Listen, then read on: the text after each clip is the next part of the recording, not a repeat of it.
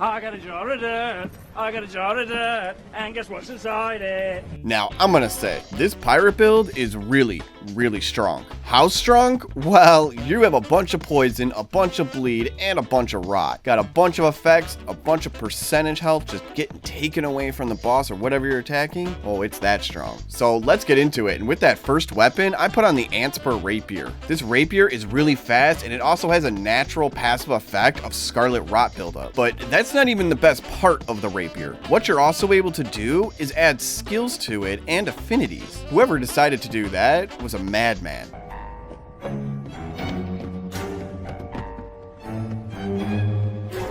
So with that, I also made the affinity blood, and that way it's going to cause a bunch of blood loss buildup, especially with the other sword. You're going to be chunking their health away like it's nothing. I also threw on the skill Poison Mist. This is actually going to poison up just about anything right away, and allowing you to use one of your talismans super early into the boss fight. You usually only have to do it once because your weapon will also be coated with poison. So if you don't end up actually poisoning them, just hit them a couple of times and it'll trigger. Now that second weapon I put on there was Rajir's rapier, just because I wanted something that looked a little bit flashy and a bit more S-stockish. I also threw on that blood affinity, and like I said before, with these two weapons, you are chunking away at those bosses so easily. Now, trying to find an actual pirate outfit was pretty interesting, and the closest I could get to was using the aristocrat's hat. This is pretty much the only thing that looks pirate-ish. It's got a feather in it, but it's a little small for my taste. I want something just a little bit bigger, maybe in the DLC. For that chest piece, that bandit garb was actually really good, or you could just use the prisoner's chest piece as well. You can have a pirate that's a little bit more kept, or, you know, a little bit more unkempt if you'd like. Now for the gloves, you could put on anything you'd like. I just threw on the Traveler's Manchets for the hell of it. But really, you could just put on anything you want. This is Fashion Soul, so I'd like to actually see what other kind of pirate outfits that you could come up with yourselves. Put those in the comments below. But for the pants, I just wanted something nice and black and easy, so these Perceptor's trousers were just really good. Now let's get into those talismans, because this is what's going to raise your attack power pretty well and give you a good boost of damage on top of all the other stuff. So I've got the Kindred of Rot's Exaltation on there. This is just when poisoning or rot is in the vicinity, increases that attack power. So you're pretty much just going to poison the boss right away, and the Kindred of Rot's Exaltation is just going to trigger super fast, giving you that attack power bonus throughout the entire fight. Now I also threw on the Spear Talisman. You're probably going to end up doing a bunch of counterattacks after dodging and everything else, so everything you do is pretty much thrusting. So good!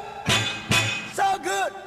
I got it! So this is just going to give you a good amount of damage extra. I also threw on that Rotten Wing Sword Insignia, just raising your attack power with successive attacks. You're pretty much going in, doing L1, L1, L1, and 2 L1s is going to give you 5 attacks, because that second L1 is going to do a 3-hit with the right hand weapon. So you stack up those successive attacks pretty quickly. Now, of course, if you're going to have bleed on your weapons, you're going to want that Lord of Blood's Exaltation. Blood loss of vicinity increases that attack power, and believe me, you're going to be bleeding them very quickly. So you definitely want to have this talisman on. Now for the crystal tiers, you could pretty much put on anything you'd like that would benefit you a bit more. I just wanted a little bit more health, and I increased a little bit of damage by putting the dexterity crystal knot tier on as well. You could even give yourself some more stamina or negation. It won't really change that much. This is pretty much your preference. This is the same thing with the Great Rune. You could throw on Godric's and benefit from having +5 in every single one of the stats. Or you could throw on Margit's Great Rune and just have a ton more health. Same with Radahn's, just giving you a bunch more equip load, stamina, and HP. So the Great Rune,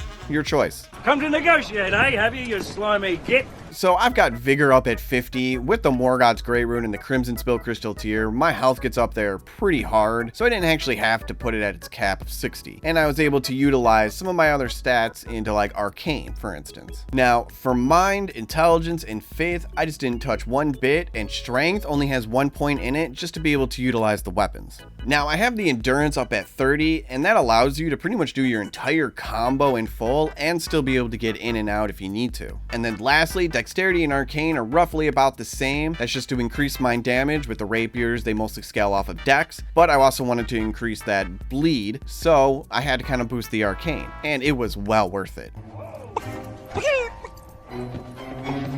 So, how do you use this build? Well, it's actually quite easy. Well, you're going to want to start out by throwing out that poison mist skill and poisoning up the boss so that way you can raise up that attack power. And after that, you can pretty much just go in pretty hard. You've got a bunch of health, you can take a bunch of hits, and you can kind of keep yourself in there pretty easily considering you've got a bunch of stamina. The key is to just keep using L1 because that's going to allow you to hit with both of your weapons on each of the goes and kind of maximize the amount of your combo attacks. And I would have to say that first bleed happens very quickly. Within the first 5 or 6 hits, it's going to be done. And I'm not saying 5 or 6 button presses. I'm saying you might only need like 2 button presses and they're going to bleed. After that, it might take about 3 button presses. But still, that percentage chunk is huge. And if they manage to have a huge health bar and can keep fighting, well, you know what? They're eventually going to get rotted as well, along with the poison. Now, I know this isn't like a true Jack Sparrow build, because he doesn't have all these fancy schmancy effects. But you know what? We're in Elden Ring, we're in another world, and I guarantee you Jack Sparrow's going to probably utilize things to its best potential.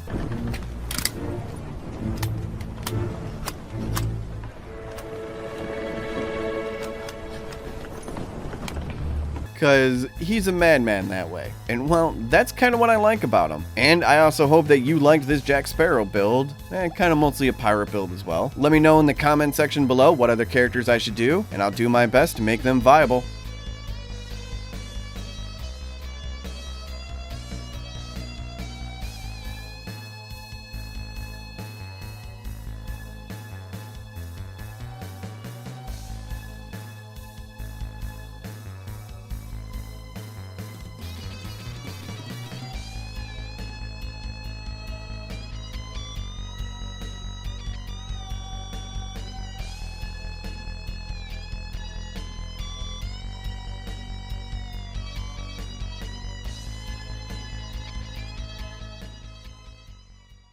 Where's the rum gone?